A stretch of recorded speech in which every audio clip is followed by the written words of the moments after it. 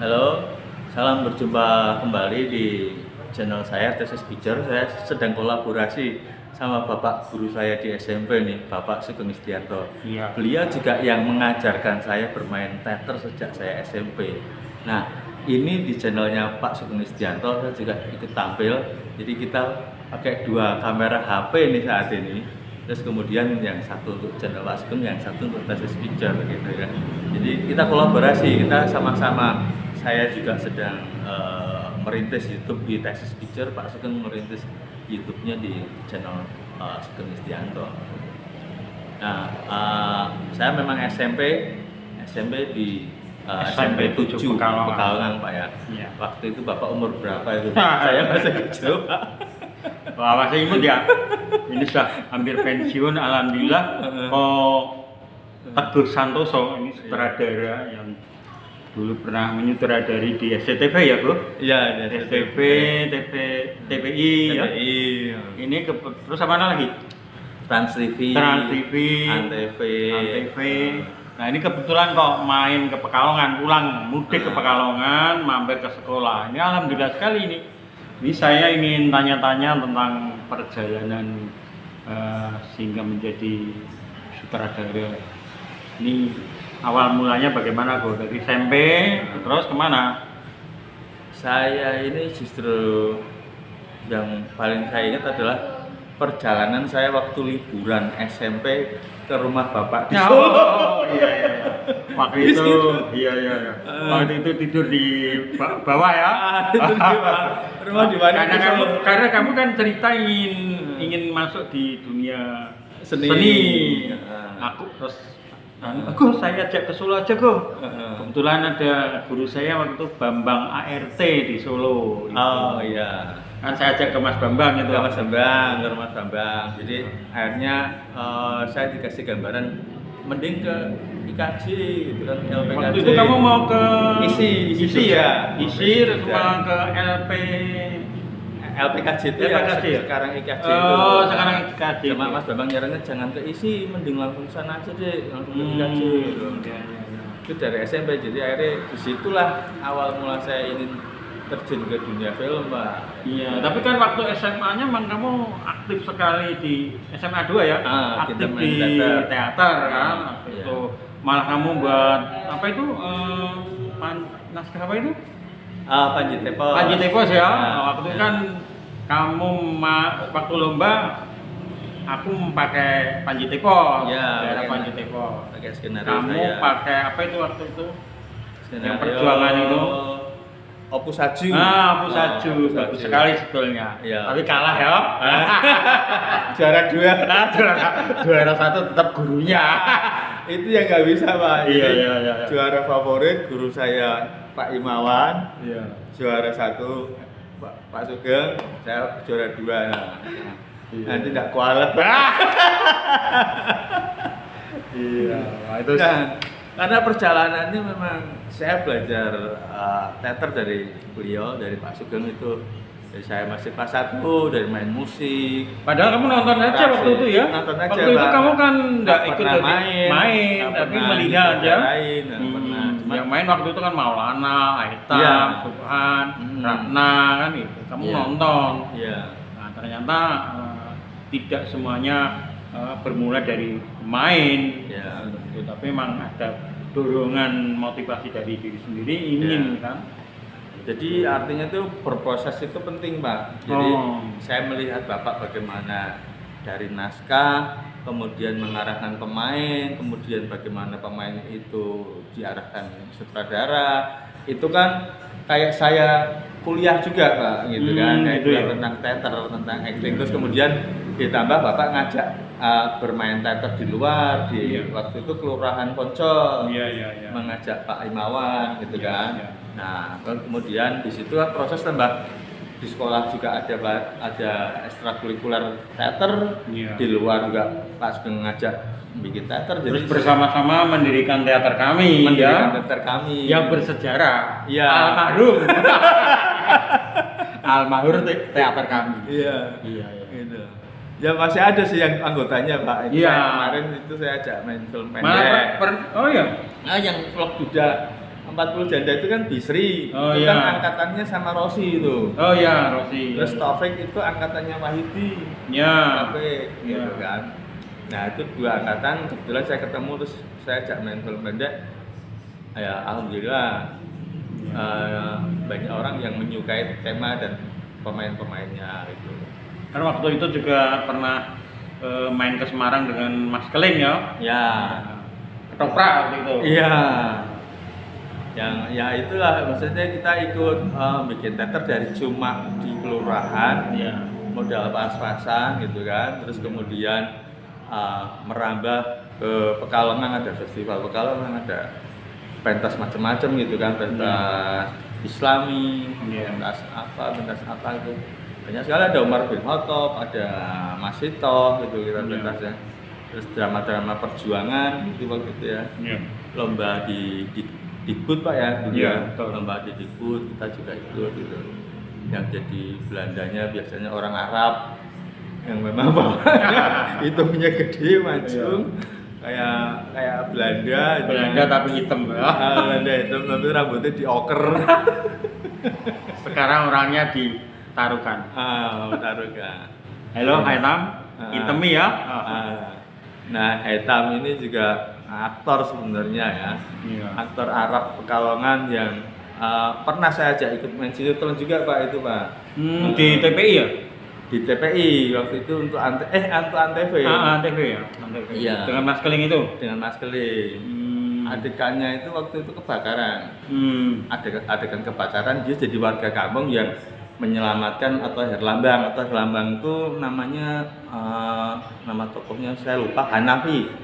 Nama tokohnya itu Hanafi. Terus kemudian Hitam itu mestinya dia panggil Hanafi ketika lagi kebakaran karena Hanafi itu masuk ke rumah mau nolong ibunya. Nah begitu masuk ke rumah nolong ibunya itu sebagai warga kampung kan dia teriaknya Hanafi, tapi karena sudah kebakaran action semua panik dia manggilnya Atoy. Enggak lah. Kita sudah dibakar pakai salah.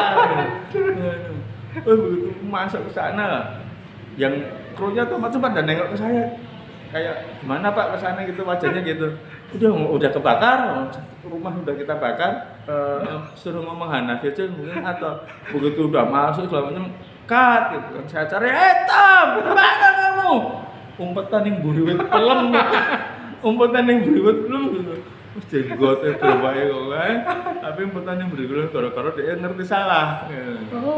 Nah ini namanya bermain acting itu dalam keadaan apapun kan harus ready, jangan gitu, sampai ya. keliru gitu Pak. Iya, Ternyata itu keliru seperti itu kan merusak itu. Kalau dananya besar bisa diulangi lagi ya. Iya karena kan itu sudah bakar. Bakar. Dana pas-pasan. Ngomong mau nggak gue Pak ngandani ngobong, ngandani ngobong gue ngomong-ngobong. Teman. Ya biarpun saya teman kan dia salah kan kesempatan buat saya Pak. Iya. Saya belum pernah marahin orang Arab dalam sejarah hidup saya, ini baru sekali itu marahin orang Arab. Karena dia salah. Iya. Kayak gitu Pak. Tapi ya itu awalnya semua saya bisa sampai ke Jakarta itu dari teater itu Pak. Dari teater. Terus waktu di IKJ ya, waktu di IKJ berapa tahun kamu, apa yang kamu dapatkan di sana? Di IKJ itu sebenarnya kan waktu itu masih ada D3. Cuma ada D3 sehingga ya cuma ngambil D3, cuma kan proses bikin film itu panjang gitu kan. Dan waktu itu kan dosennya itu seniman-seniman yang notabene dia hanya bukan digaji Pak, maksudnya honorer gitu. Jadi ya. dedikasi seniman-seniman film yang mengajar di IKJ itu memang luar biasa. Mereka memang mungkin buat transfer saja mungkin nggak cukup, tapi yang penting perfilman itu hidup, yaitu yang penting teater hidup, yang penting dunia seni itu semakin maju, banyak generasinya seperti itu. Sehingga yang lama itu prosesnya kalau pelajarannya mungkin 3 tahun itu sudah selesai karena D3 gitu kan. Nah, tapi proses prakteknya itu yang tes TSD itu tes studi dasar gitu kan ya. Itu kan bikin film Pak. Satu filmnya 10 menit dan menggunakan celluloid, belum seperti zaman digital sekarang pakai memori itu. Bukan Triloet yang satu can-nya itu 10 menit itu kita bisa habis biaya 5 jutaan gitu. Itu per 10 menit gitu. Tapi kalau kita bikin film 10 menit misalnya 1:5 berarti butuh 5 can. 5 can kali 5 juta itu udah untuk biaya pokoknya aja waktu itu 25 juta. Itu tahun 99 apa gitu. Itu ditanggung setiap mahasiswa atau bisa rombongan? Rombongan. Oh, Rombongan. Jadi biaya pokoknya misalnya 25 sampai 30 nanti tinggal syutingnya di mana, lokasi di mana, biaya makan, biaya transport, biaya total bisa 50 juta. Jadi setiap anak kalau kebetulan yang ujian itu ada 5 ya lumayan 10-10 gitu. Tapi kebetulan yang mau ujian cuma 3 orang ya harus ditanggung 3 orang gitu. Jadi yang ujian kamera, ujian sound, ujian editing gitu kan, ujian tata artistik apa gitu. Itu per praktek biasanya kita habis minimal 50 juta gitu. Dibagi dengan kelompoknya ada berapa yang mau ujian ini, karena dikaji itu seperti kita naik angkot juga Pak, gitu kan. Ada 3 orang 4 orang ya ngajak, jadi awalnya banyak 20-30 lah misalnya awalnya, tapi menjelang semester 3 mulai berkurang separuh, semester 5 itu bisa cuma tinggal 15 atau 10 orang begitu gitu. Sehingga nanti ya ini 10 ini jurusannya misalnya yang sama berapa sutradara, berapa kamera, berapa butuh, apalagi nunggu adik kelas kita lagi yang mau ujian gitu. Kadang kita belajar bisa cepat, tapi karena proses nunggu teman untuk ujian supaya lebih murah, terus proses konsultasinya juga lama Pak. Jadi saya waktu itu di Jakarta tapi harus konsultasi sama Slamet Raharjo di Jogja, waktu itu sedang syuting Marsina Pak, bukan ya, yang di Jogja itu ada syuting apa gitu kan. Akhirnya saya harus ke sana karena harus ada tanda tangan Mas Slamet dan bimbingan Mas Slamet. Kita cari asistennya Mas Slamet, Mas Slamet ada waktu kapan, nah, saya cuma dikasih waktu, kamu pokoknya di hotel sebelum jam makan harus ada di sana. Ayo otomatis saya harus nginep, pagi-pagi saya sudah di hotel, menunggu sebelum jam makan Mas Slamet keluar. Bahan konsultasi saya sudah harus disetorkan 1 hari sebelumnya supaya dipelajari Mas Slamet gitu. Jadi sudah datangnya siang atau pagi, setor dulu, Mas Slamet baca. Nah sebelum sarapan itu saya konsultasi. Jadi sekitar 45 menit atau 50 menit itu saya membutuhkan waktu 2 hari untuk sebuah tanda tangannya konsultasi Mas Slamet. Ntar pindah lagi, saya mesti konsultasi kameramen saya waktu itu Pak almarhum Sutomo Gondosiporto, kalau syuting di Cirebon ya saya ke Cirebon.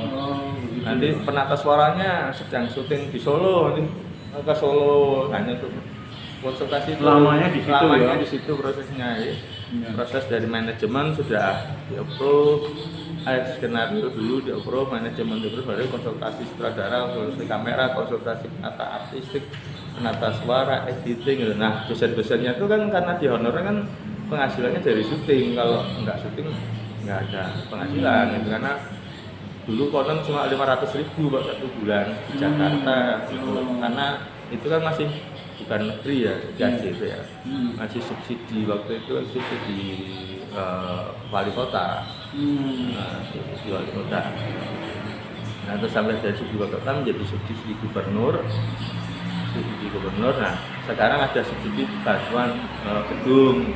Itu pun ya para seniman-seniman film yang mengusahakan kayak Mas Slamet Raharjo di PT dulu mengusahakan ke pemerintah supaya IKJ direnovasi gitu. Renovasi, minta tambahan alat apa segala macam. Nah alhamdulillah sekarang saya sudah, tapi zaman saya belum. Misalnya kamera masih sederhana, sekarang sudah lebih bagus, tempat lebih bagus gitu kan. Nah tapi itu memang ya orang-orang film itulah yang punya jasa kayak pahlawan di film lah ibaratnya gitu kan. Nah saya juga konsultasi dengan mereka itu sebenarnya asik karena mereka kan seniman Pak, jadi tidak terpaku pada silabus atau standar pendidikan. Dia juga mengajari hal-hal misalnya ketika di warung makan, jadi kita kuliah juga di mana-mana kalau kita memang antusias untuk menggali ilmu gitu kan, ambil makan, ambil apa, diajak ngobrol, nanti keluar sendiri gitu. Keluar sendiri yang kadang pelajaran yang tidak ada di kuliah, tapi pengalaman-pengalaman beliau itu dan beliau lebih senang kalau misalnya diajak ngobrol di luar sambil ngerokok ngopi itu bisa, kalau lagi nggak ada kerjaan itu ibaratnya sampai sore dijabani sampai sore ngobrol kayak gitu. Tapi kalau ada kesibukan ya waktu terbatas. Ya, untung kita ngelihat dosen-dosen kita nongkrong di warung, kita pada nyerbu nyamper lah ini ilmu ini gitu. Nah di sana juga saya suka ini Pak, karena memang akhirnya menjadi passionnya. Saya dari kecil suka nonton film, terus kemudian ya masih nggak tahu apa sih sutradara, apa sih produser, apa sih film itu tuh. Cuma kalau kamu mau jadi apa ya bikin film lah, yang bikin apa, yang bikin ya pokoknya yang bikin, masih belum tahu kalau ditanya orang tua itu pokoknya yang bikin gitu. Karena dari kecil suka nonton. Nah begitu ada teater lah, makanya saya lebih tertarik teater daripada misalnya pramuka atau apa gitu kan. Saya lebih tertarik teater karena ning film itu ada acting, saya mikirnya dulu gitu aja. Ning film itu ada pemain, intinya gitu, gimana sih jadi pemain ya gitu lah. Nah dengan saya di Jakarta akhirnya passion itu juga tumbuh. Saya kadang datang ke rumahnya Teguh Karya gitu kan. Terus kalau ngobrol sama Teguh Karya itu misalnya datang jam 9 pagi, pulang sampai 9 malam juga dia dilayani. Kalau dia nggak ada kerjaan, dilayanin. Ya kita sebagai mahasiswa lebih enak karena di sana dapat rokok, dapat makan. Layanan sempurna ya.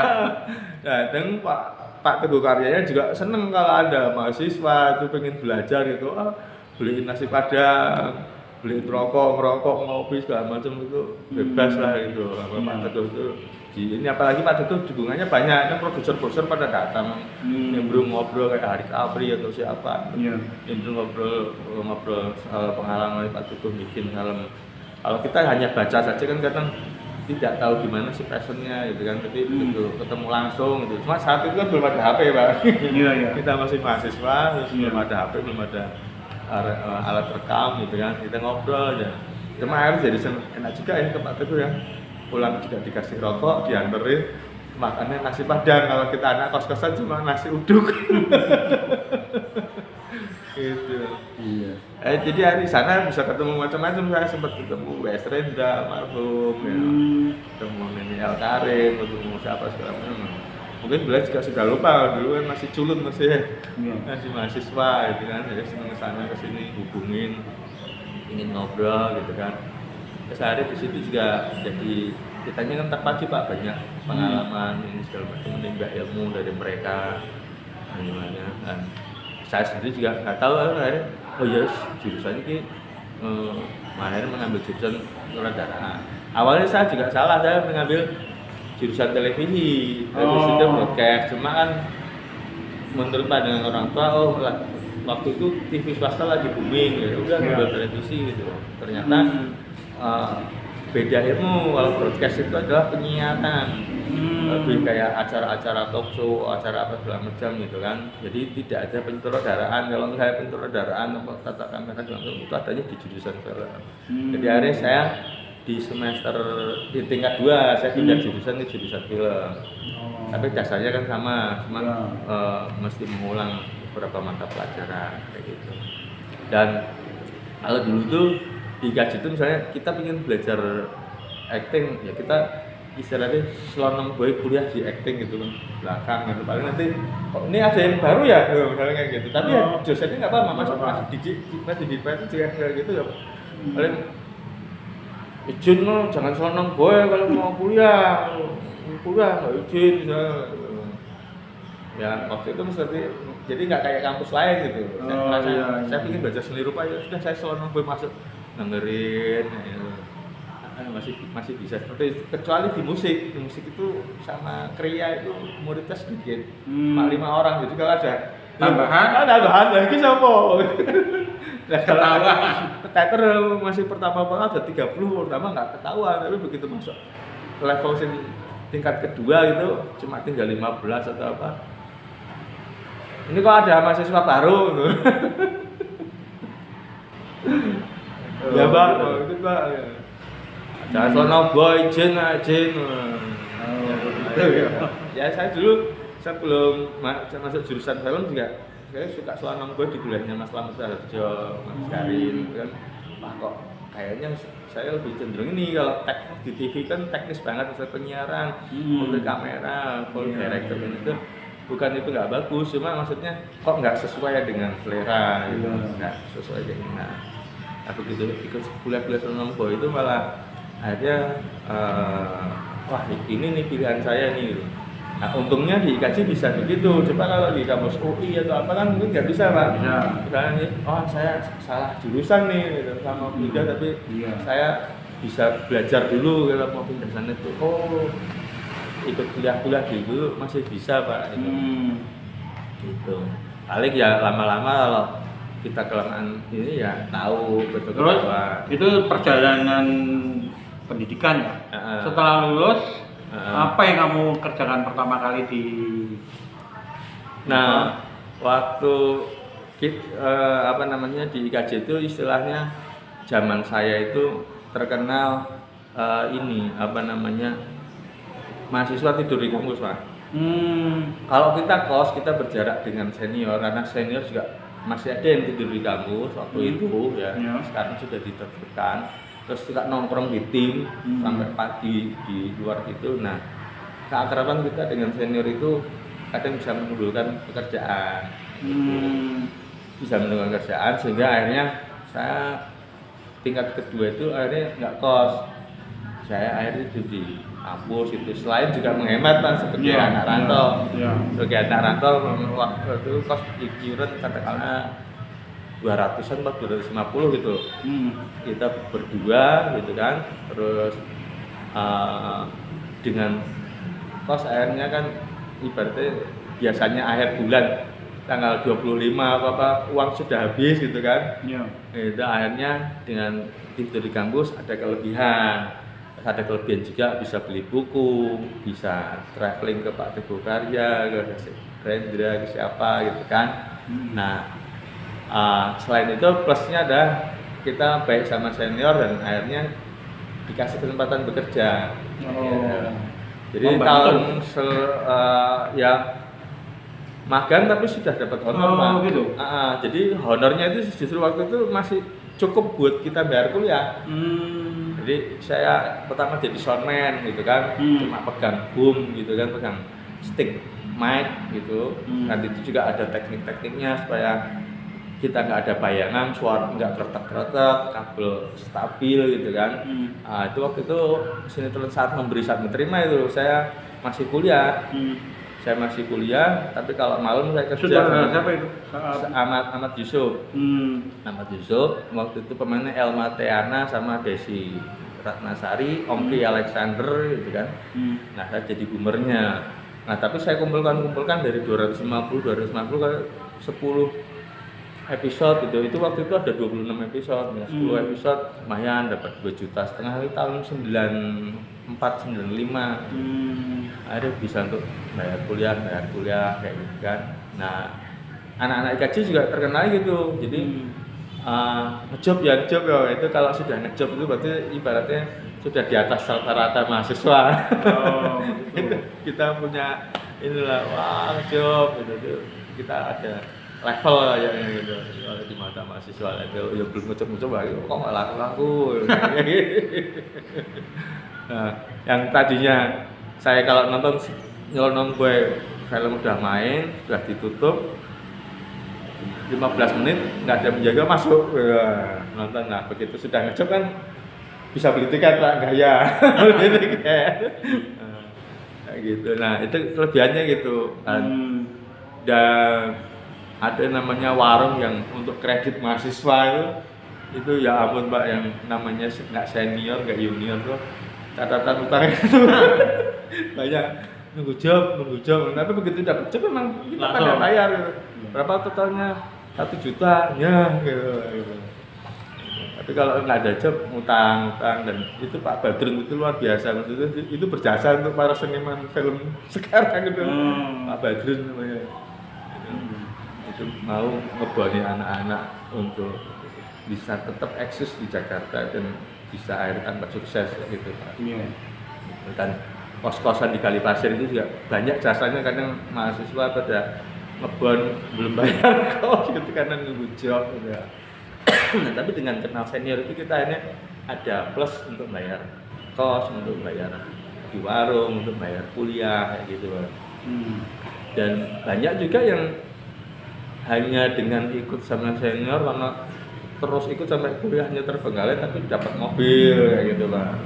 Ada kuliah terbengkalai dia mundur, ada yang akhirnya nggak sampai selesai kerja terus kayak gitu kan, jadi profesional gitu. Cuma akhirnya ya begitu dia sudah jadi profesional, dia kuliah lagi gitu, ngambil supaya karena dia ingin bisa tetap di TV misalnya gitu, dia ngambil kuliah lagi kayak gitu.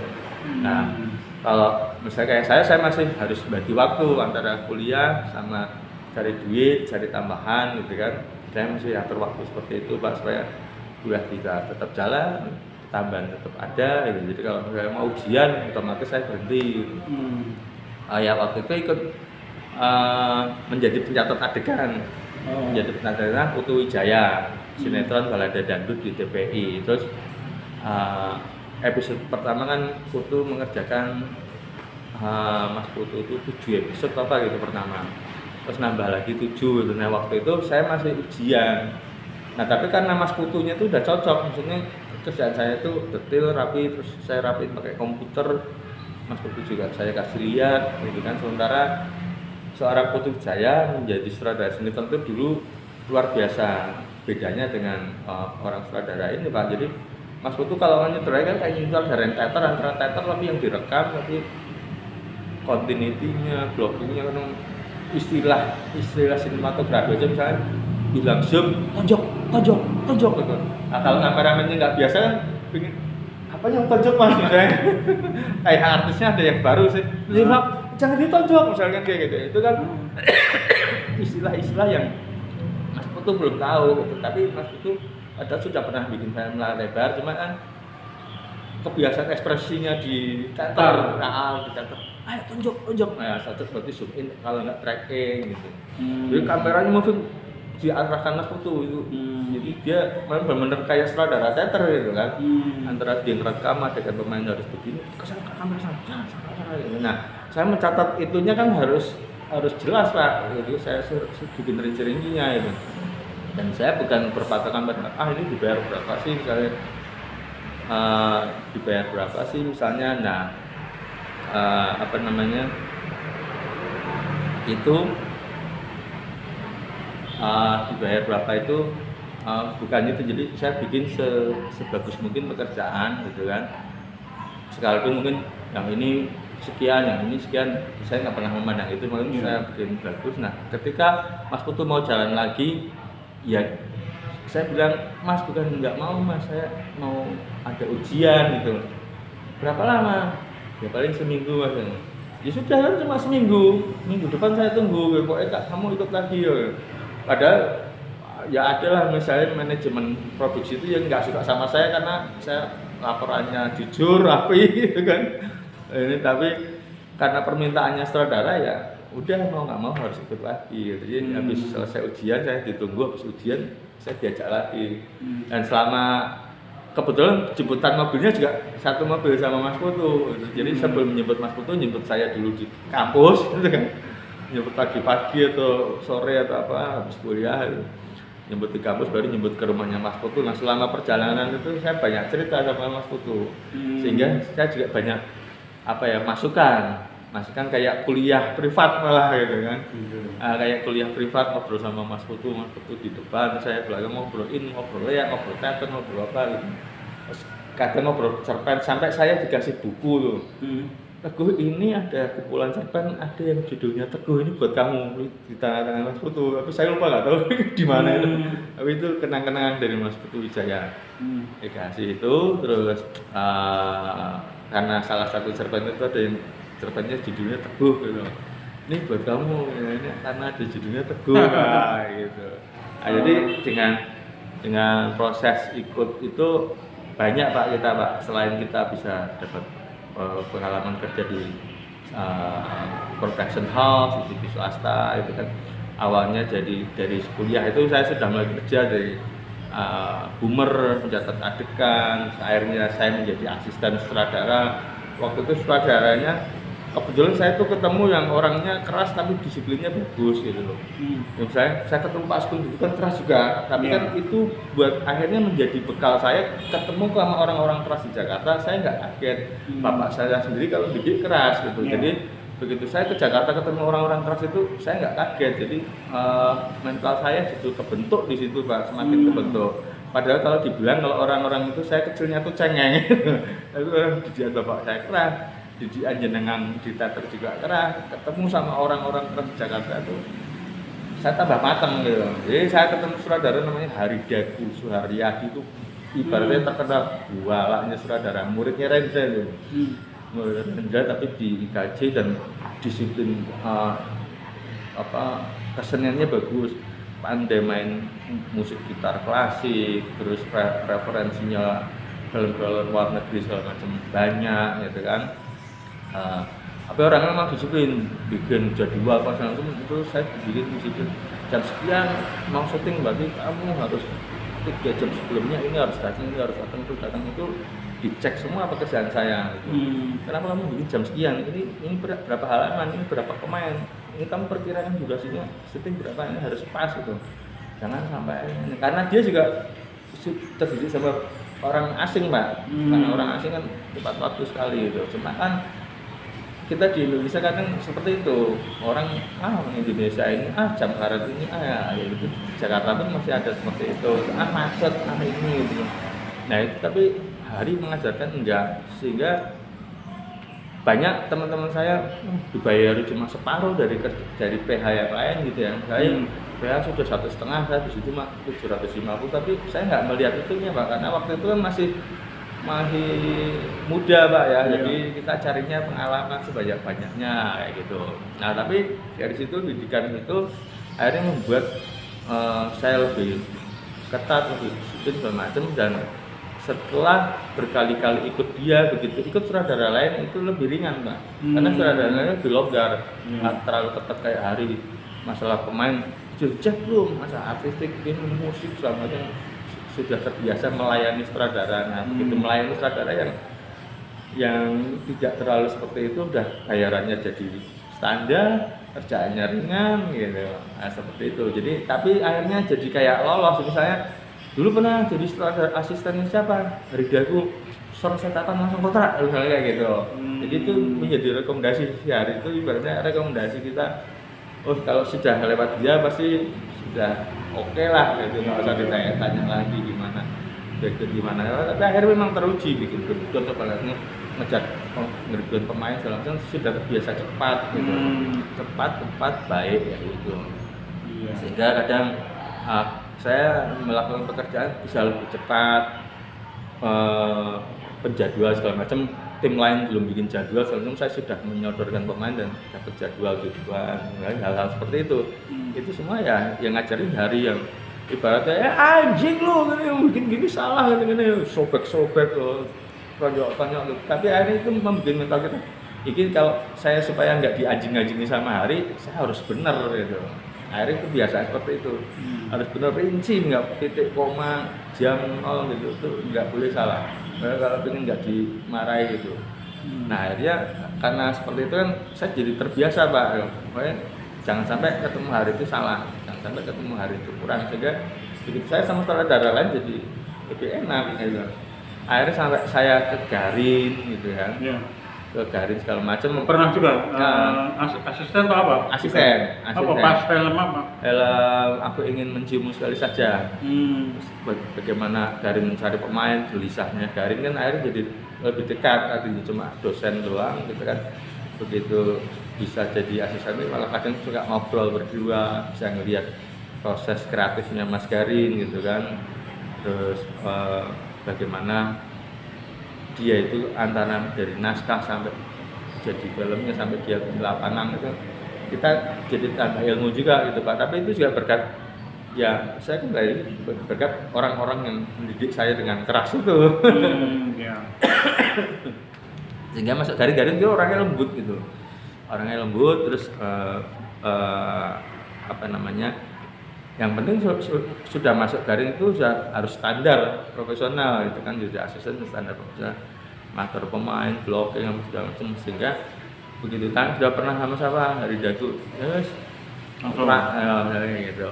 Itu menjadi satu rekomendasi Ya. rekomendasi yang luar biasa. Saya sendiri nggak berpikir seperti itu. Bisa pokoknya saya harus bisa bekerja di Jakarta dan saya harus profesional, harus tepat gitu standarnya. Saya juga ingin standar kayak bule lah ibaratnya kayak gitu, kayak orang barat gitu kan, bikin apa-apa lengkap detail gitu kan. Jadi sehingga ketika ikut Garing juga saya sempat dipuji nih kerjaannya tuh lengkap kayak gini gitu. Nah, artinya berarti apa Asrada sebelumnya nggak seperti itu, padahal Asrada sebelumnya tuh udah pada jadi sutradara kayak Riri Reza, John Teranto, siapa gitu tuh pernah jadi asisten Mas Garin gitu. Tapi ya gitu, Mas Garin tuh bagus, dia memberikan semangat orang yang kerjanya sudah bagus gitu. Nah, terus kemudian dia bagaimana memacu teman-teman kerjanya kreatif itu, memberikan ide-ide supaya menyumbangkan dia ide menciptakan hal yang lain lagi untuk menggali potensi seninya atau apa seperti itu Pak. Itu kerja sama Garin. Jadi kadang apa yang di skenario gimana, menghidupkannya gimana, kadang yang agak repot di sini kadang orang nulis skenario, oh ini nggak sesuai skenario gini gitu. Nah tapi kalau Garin ataupun Mas Slamet itu baru karena skenario itu berarti skenario itu tujuannya membuat teh. Begitu diolah segala macam menjadi film, sutradaranya mau bikin teh kotak, teh tubruk, teh celup, pokoknya kan teh tidak menjadi kopi gitu. Soalnya dari skenario-nya apa rumusnya jadi kopi, ya itu memang sutradaranya berarti merubah ini. Nah, tapi kalau menghidupkan, menambahi, mengembangkan, ya kalau hanya mengikuti skenario itu tidak hidup, tidak berkembang, tidak apa ya kasihan dong gitu. Pemikirannya hanya sebatas dari skenario kayak gitu. Nah, tapi di Indonesia itu masih menjadi polemik. Terus perbedaan media misalnya dari novel ke skenario ke film gitu tuh kadang para senimannya lu kan gitu. Ya di luar negeri pun ada gitu hal seperti itu, tapi setidaknya sudah mulai memahami perbedaan adaptasi media gitu kan. Terus proses kreatif gitu kan, dari skenario jadi filmnya bagaimana itu kadang ada skenario-nya, wah skenario itu sudah dirubah-rubah gitu. Padahal menjadi semakin bagus misalnya. Tapi kan dia merasa media tulis sama media visual kan itu jelas beda. Ketika dari tulisan seperti apa dia merasa oh bagus tuh sebenarnya tulisan saya, tapi kan itu secara baca, secara baca bagus. Tapi ketika dihidupkan kan sutradara kan harus punya bahasa visual tersendiri gitu Pak. Nah, ya itulah prosesnya yang dari saya semenjak kuliah sudah bekerja, begitu saya lulus IKJ gitu, itu saya sempat nggak wisuda Pak, karena saya sedang terikat kontrak waktu itu jadi asisten sutradara, ada surat untuk wisuda, ada memanggil orang tua semacam, saya sedang punya tanggung jawab kerja, jadi cuma ya nggak bisa, saya nggak bisa tinggal kerja untuk ikut wisuda gitu kan, hingga saya nggak ada foto wisudanya. Cuma lihat teman-teman yang kebetulan saya laris tuh Pak.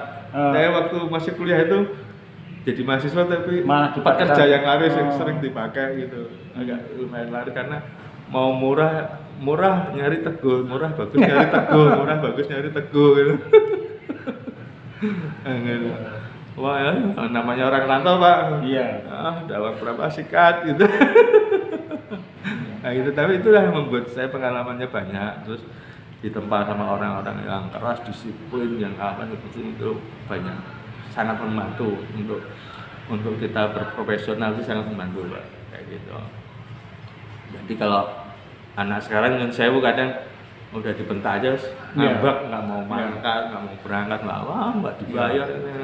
Saya sendiri ini punya komunitas yang ibaratnya independen dan mereka ini sendiri nggak dibayar, nggak diapa, tapi dikeras sedikit tuh kayak juga 1 miliar aja, ngambek mutung, malah memusuhi saya. Itulah beda itu. Harusnya kan semakin tahun kulturalisasi itu kan harusnya berkembang, moral, mental. Oh iya, di Pekalongan sendiri kamu sebagai apa itu koordinasi gitu ya? Oh, ketua KFT Korda Pekalongan. Memang tiap daerah ada itu. Itu apa itu? Jadi KFT itu kan asosiasi profesi. Masih ya? Iya. Asosiasi profesi Pak, asosiasi profesi itu asosiasi profesi dunia film, Iya. itu di Jakarta.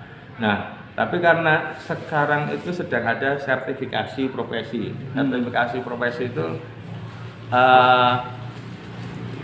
orang, jadi kasusnya banyak semenjak SBY itu banyak terjadi hal, misalnya arsitektur Indonesia mau bikin lote di Bintaro misalnya. Kontrak dengan Korea, arsitekturnya yang menang tender yang sudah pengalaman bikin gedung ini, bikin Jakarta ya se-Indonesia, dia sudah pengalaman jam terbangnya tinggi. Tapi begitu ketemu sama Korea ditanya your lesson as architect please gitu, oh saya nggak punya SIM apa sertifikasi tapi pengalaman. Iya, your lesson for kontrak gitu kan. Nah ada dibatalkan Pak, karena gara-gara hanya sebuah SIM sertifikasi profesi gitu.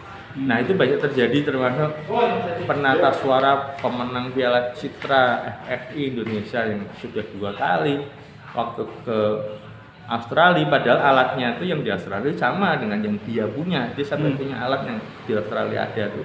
Dia punya, karena dia pemenang kan laris alat juga standar internasional gitu.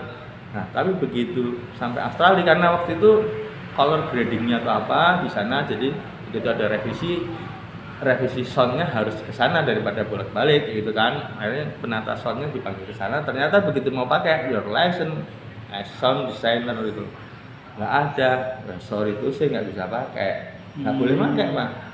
Jadi mereka takut memperkerjakan orang yang tidak punya sertifikasi, mereka bisa dicabut sertifikasinya, kena denda di luar negeri gitu. Nah terus kalau orang luar negeri kerja di Indonesia, saya katakanlah orang Jepang mau bikin film di Pekalongan gitu, dia nggak boleh bawa 100% krunya, itu udah standar internasional. Jadi harus bawa 60%, misalnya 20% dari Jakarta, 20% harus dari Pekalongan kalau syutingnya di Pekalongan. Nah kalau di Pekalongan nggak ada orang yang punya standar sertifikasi profesi film, kan otomatis harus orang dari Jepang lagi atau dari Jakarta lagi. Nah keinginan KFT Indonesia itu setiap daerah ada, ya paling enggak kalau di sana kan chief-chiefnya sudah ada, sutradaranya, penata kamera, perekam suara, tapi kan butuh tenaga asisten sutradara, pencatat adegan, clapper gitu kan. Itu harus dari tenaga lokal harus ada. Casting director itu nggak mungkin orang Jepangnya nyari-nyari, aku mau cari orang Indonesia yang begini gini. Harus ada talent koordinator istilahnya gitu. Berarti menyiapkan ya. Saya tugasnya adalah menyiapkan tenaga standar. Nah kadang teman-teman di daerah ini saya ajak bikin film segala macam, ya mereka sudah pengalaman, tapi ada kesalahan-kesalahan yang ketika saya koreksi marah. Saya selama ini nggak ada yang negur gini, selama saya bekerja laris kok di sini ini. Laris, makanya kamu nggak bisa go internasional gitu, nguplak-nguplak ke Pekalongan ya gitu, marah. Padahal tujuh saya ibaratnya harusnya kan terpacu. Nah, kenapa sih gitu? Jadi pola pikirnya saya tidak tahu gejala apa gitu. Orang akhirnya tambah kendor, tambah ciut gitu kan, mentalnya tambah ciut, tambah kendor itu. Tidak seperti ya zaman saya juga yang kuat ikut sama Pak Sugeng juga mungkin saya. Yang lain udah mental. Nah tapi itulah Pak gitu. Sekarang ini justru kayak malah semakin menurun, nggak ada orang yang banting itu nggak ada. Itu karena semuanya pingin serba instan semua. Ya, jadi sudah maunya gratis, maunya dia bisa menghasilkan, itulah kayak gitu. Jadi tidak ada mikir cari ilmu ini ntar bekalnya buat nanti gitu. Sekarang udah nggak seperti itu Pak Jamin. Iya, beda jalan. Iya. Saya membina untuk sertifikasi itu kadang mesti pelan-pelan, mesti apa, tapi ya saya biarin, pokoknya kamu mau belajar standar, kalau standar nanti saya bisa rekomendasi untuk mendapatkan sertifikasi. Karena saya yang memberi rekomendasi kalau ketika KFT pusat, tuh ini ada sertifikasi talent koordinator, sehingga pusat itu nggak perlu nyari-nyari di daerah siapa sih ini, karena saya sudah melakukan pembinaan, melakukan pelatihan, melakukan praktek langsung gitu kan. Karena kan itu harus ada CV-nya juga ketika kita ikut sertifikasi itu, oh di film ini sebagai koordinator, di film ini manajer lokasi. Kayak kemarin Solo saya bawa 7 orang Pak. Saya ngajak juga YouTuber dari Comal gitu. Ya karena mungkin masih pengalaman pertama juga ya sertifikasi di Solo. Jadi yang lulus sama saya sama Taufik yang anak teater itu. Taufik itu kebetulan dia seorang dokumenter. Jadi saya ikutkan dokumenter, kita lulus tersertifikasi sebagai dokumenter. Jadi kalau dengan sertifikasi itu misalnya saya mau bikin tiba-tiba Pekalongan mau bikin dokumenter di Brunei, nggak bisa selain saya karena belum ada punya sertifikasi. Pasti kalaupun itu saudaranya wali kota dikirim ke Brunei, ya saya nggak mau, mana sertifikasinya, itu harus orang yang punya sertifikasi kayak gitu. Itu standarnya gitu. Misalnya orang Brunei mau kesini mau cari asisten dokumenter, ya saya gitu, atau Taufik kayak gitu. Nah maupun itu nggak bisa mereka dibayar, orang beli nggak mau mereka dibayar gitu kan, karena terkenal profesional internasional ya. Iya. Mereka menggunakan tenaga yang tidak sesuai standar sertifikasi, juga mereka dicabut sertifikasinya, kena denda pula, kan repot buat mereka orang. Itu kerjaan mereka sih itu kan. Nah KFT Korda seperti itu. Nah yang sudah ada kan KFT Sukabumi, KFT Bandung, KFT Jogja, KFT Semarang tuh. Nah yang baru tuh Tulungagung, Surabaya itu baru. Jadi memang masih membentuk di mana ada pekerja film dari daerah itu. Nah, memanfaatkan kondisi pandemi ini kan pasti otomatis saudara pada pulang ke kampung masing-masing. Yang di Jogja, Pak Nyangkutai disediakan untuk menghimpun di sana. Terus Ono ini di Semarang, dia menghimpun di Semarang. Ada yang Pak Tatang di Sukabumi, Bandung, sudah ada Pak. Nah Pekalongan kebetulan saya di sini, Mas Teguh aja yang pegang ya, karena yang punya kartu KFT Indonesia ya kan otomatis saudara-saudara itu Pak. Saya juga punya kartu KFT Indonesia. Yang KFT Indonesia itu dulu sudah standar untuk profesi se-Asia Tenggara. Jadi kalau ada kerjasama Asia Tenggara, saya pakai kartu KFT itu sudah standar buat mereka. Seperti itu. Nah sebenarnya apa sih asosiasi profesi untuk mengembangkan keilmuan kita? Misalnya ada divisi sutradara, bagaimana mengembangkan, oh ini ada teknik pembuatan film ini, nah, kita sharing lihat film filmmaking itu seperti itu. Tapi kadang juga namanya di Indonesia kan buat mencari job bisa padahal kan asosiasi profesi adalah mengembangkan keprofesian yang profesional, standar internasional kan kayak gitu. Nah ya, cuma kan orang beda-beda, jadi kadang ketuanya harus mikir, oh ya bagaimana nih, cari kegiatan dengan Dikbud, bikin film pendek, workshop segala macam sehingga ada menghasilkan, tapi juga ada pengembangan keilmuan kayak gitu. Seperti itu. Nah, terus jadi kadang kalau saya sudah menjadi sutradara di sinetron misalnya, karena begitu selama pengalaman saya kuliah sudah bekerja, jadi begitu saya lulus kebetulan ada yang nawarin ke Pak David Purnomo. Pak David Purnomo itu ya juga dia musik desainer yang bagus dan produser yang keras juga Pak. Gitu. Dia kerjasama sama adiknya kan, Jose Rizal Purnomo, tapi sama-sama keras, adik sama kakaknya sama-sama keras sehingga 6 episode apa berhenti. Terus kemudian kontrak ada 13, kan masih ada 13 ya. Pak David sendiri nyutradarain, terus tapi kan dia butuh orang lagi supaya bisa store terus gitu. Nah saya direkomendasi sama temen saya karena sudah pernah ikut Garin, sudah pernah Ardagu, Putu Wijaya, Imam Tantowi. Waktu Fatailah saya juga menjadi pencatat adegan film Fatailah kan, sama Imam Tantowi sama Hairul Umam, syuting 1,5 bulan di Cirebon. Nah sehingga karena pengalaman banyak itu saya direkomendasi langsung untuk jadi sutradara, padahal belum pernah nyutradarai. Tapi teman saya yakin, ini kamu yakin saya bisa gitu. Ya udah kalau kamu yakin. Memang saya sempat jadi asisten seangkatan saya. Terus kemudian pekerjaan lebih cepat sehingga sama produsernya Teguh pegang 2 judul. Jadi karena satu tempat saya pegang 2 judul, kontrak dua kontrak gitu kan, tapi kerja dalam 1 hari gitu. Pagi sampai sore judul ini, malam sampai ini judul ini. Sutradaranya beda. Oh, Gitu. Pertamanya sutradaranya sama, kemudian sutradaranya beda gitu. Jadi sampai sama produsernya percaya begitu cepat gitu. Kerjanya cepat, terus hasilnya standar, kadang lebih durasi dan segala macam juga dipercaya mengharap 2 gitu. Ya alhamdulillah seperti itu Pak. Saya dan masalah harga saya sih nggak pernah ini segini ya kayak gitu, kayak seperti itu gitu. Tapi kerjaan bagus. Nah sehingga ketika ada kesempatan saya nyutradarain, alhamdulillah juga harapan saya di mata Pak David juga di mata TPI-nya bagus. Lalu kita kerja 3 hari full, dari pagi sampai pagi syuting lagi ya, tidur cuma sebentar gitu kan, dan timnya sangat mendukung.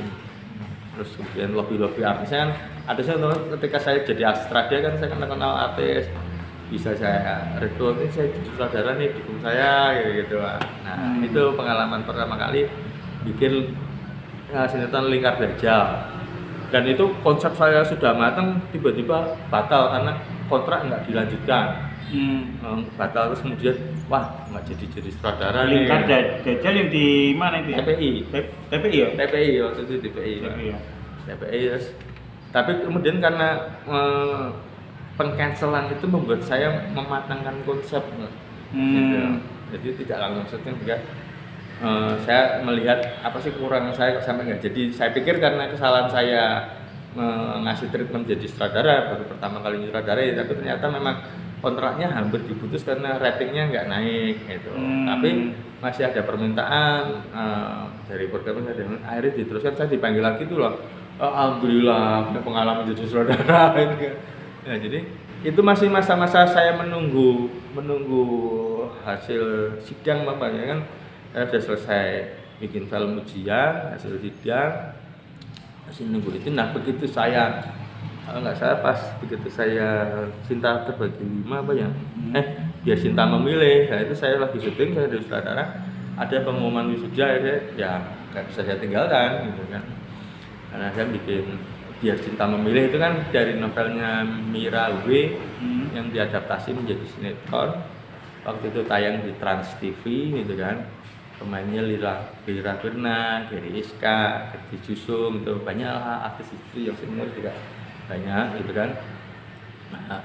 Tapi waktu itu kebetulan karena saya masih baru kan, kreasi shotnya apa segala macam itu kreatif gitu kan, pengadegannya durasi juga lebih, produser juga seneng gitu kan, sehingga bikin sampai 26 episode kalau nggak salah waktu itu.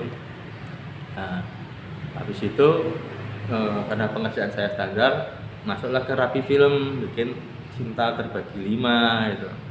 Ini Cinta Terbagi 5 itu juga 13 episode pertama itu ibaratnya tidak ada tegur sih dari apa yang saya bikin itu, ibaratnya kalau rating memang naik turun Pak, rating itu kan jumlah penonton itu kan kita nggak bisa ada formulanya supaya rating tinggi begitu kan nggak ada. Tapi alhamdulillah dari TV itu nggak pernah menegur karya saya, kurang ini kurang itu, karena treatment saya bener loh, karakter begini, lokasi begini. Jadi tidak ada yang saya paksakan, misalnya bapak ibu Ayu, anaknya ireng misalnya gitu kan. Kadang ada sinetron yang sutradaranya yang seperti itu kayak sudah frustasi. Buat saya enggak, memang kadang kru harus dipecut Pak. Kadang kru tuh adanya ini Pak. Nah, saya nggak mau tuh. Tapi kadang kru banyak apa ya? Banyak melihat teguh kayak keras gitu. Nah, kalau itu ya harus itu sampai ditunggu. Sampai jam 12 saya tunggu jam 12 gitu. Kamu bisa jam 12, cari jam 12. Yang anaknya putih sesuai bapaknya. Gila kamu anak bapaknya kayak bule kayak gitu nih, kasih gitu. Nah, kadang ada sutradara yang udahlah biar cepet kayak gitu. Tapi itu jadi teguran kan buat stasiun TV. Misalnya stasiun TV itu kan sudah berusaha memfilter, tapi pekerjanya di ini paling best ini. Nah itu etos kerja itu sebenarnya yang harus dibenahi lewat KFT, lewat standar sertifikasi gitu. Sehingga kita kan nah ada keterbatasan itu persoalan sudah ke pressure waktu apa segala macam gitu kan, terus nggak ini lagi ya, terus gampang menyerah ya. Kita sebenarnya jangan seperti itu, pokoknya harus bisa diakalin lah gitu kan. Kita nggak harus keras sama orang atau apa, tapi kemauan kita keras. Misalnya kalau ini harus ini, misalnya adukan tabrakan gimana nih, mobil nggak bisa kita gimana kan, terbatas kan, kita ngakali kameranya kita balik atau apa segala macam, kita ngakali sedemikian rupa itu bisa kita. Tapi ada yang cuma senggol mobilnya dok mati, masuk rumah sakit terus langsung kuburan kayak gitu kan, gampang kerjaan itu seperti itu Pak. Jadi mentalitas di para pekerja film seperti itu. Sebenarnya TV-nya tuh ketat, menfilter kepada karya itu ketat, tapi kecolongan juga. Nah kadang produsernya juga ketat, cuma orang di lokasinya ini yang agak susah menurut saya. Mereka kok TV kok ratingnya dhuwur. Nah tapi masalahnya kadang begitu asal-asalan gitu ratingnya tinggi, itu yang merusak pasaran, merusak standar gitu. Jadi rating itu kadang merusak orang untuk bekerja pintar, untuk bekerja profesional. Rating itu sangat merusak itu. Jadi harusnya TV itu sikapnya juga bukan begitu rating turun terus ya memang rating itu untuk mencari uang Pak, mencari iklan. Tapi dia harusnya juga berani pasang badan lah terhadap iklan, yang penting kualitas kontennya yang terjaga. Kalau misalnya sampai ada yang anaknya hitam atau apa, harusnya TV kan keras, saya nggak mau tayang gitu, saya nggak mau tayang, kan dia bisa seperti itu, saya nggak mau tayang.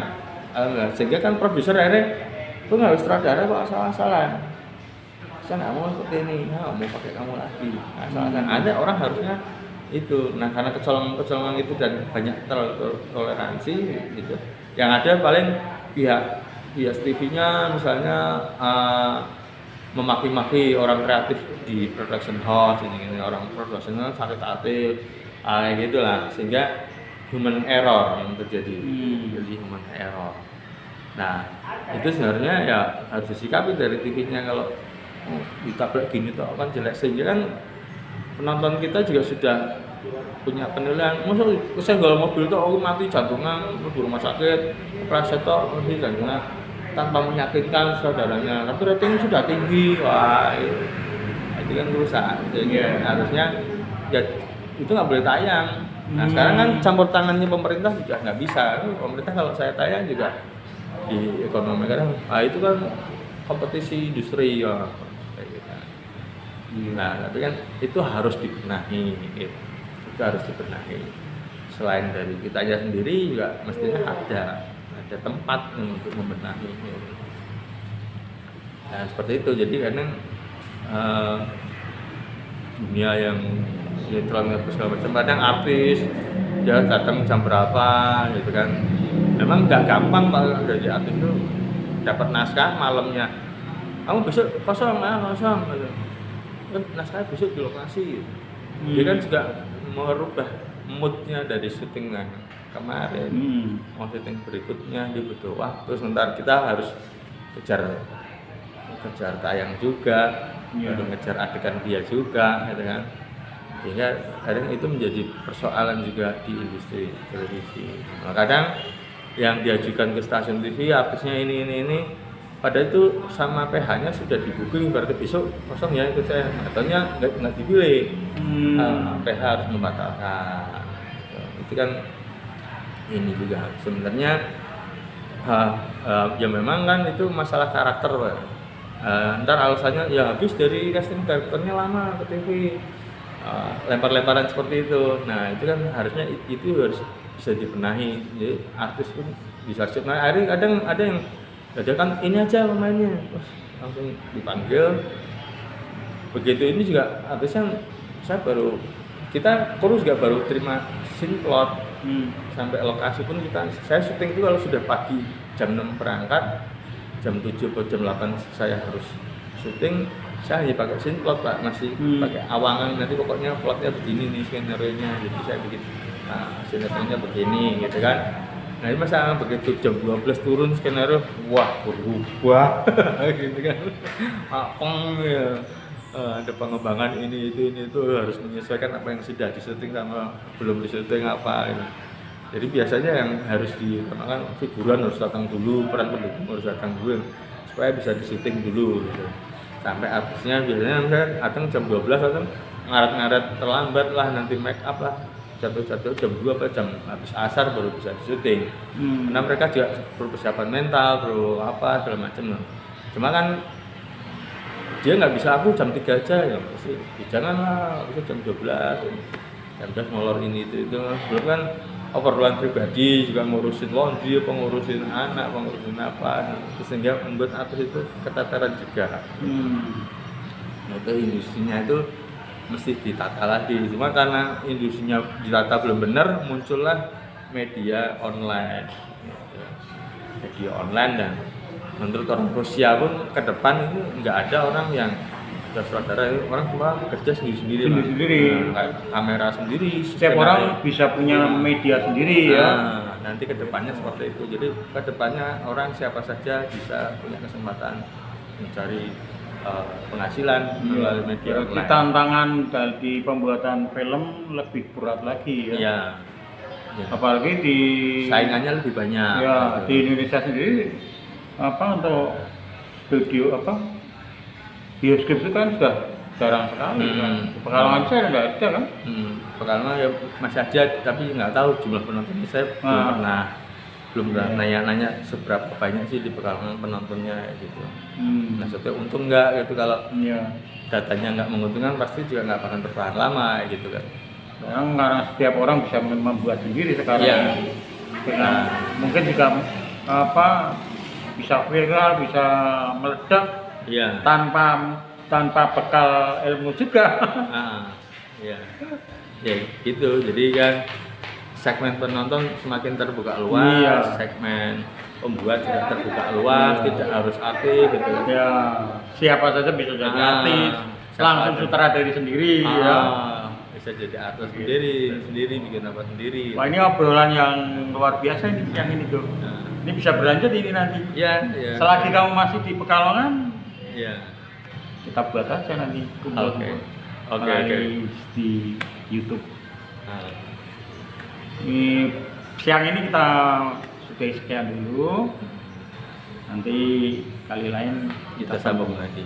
Oke, ini salam buat channelnya Pak Sugeng Istianto ya. Kita ngobrol-ngobrol menarik nih. Ini beliau yang mendidik saya luar biasa nih jasanya. Tanpa beliau saya nggak jadi seperti sekarang. Kan saya nggak kuat bayarin. Ini kebetulan mampir di Pekalongan. Oke, Go. Terima kasih. Semoga bermanfaat. Salam untuk channel Thesis Picture juga. Ini guru saya nih, para penonton di Thesis Picture. Terima kasih.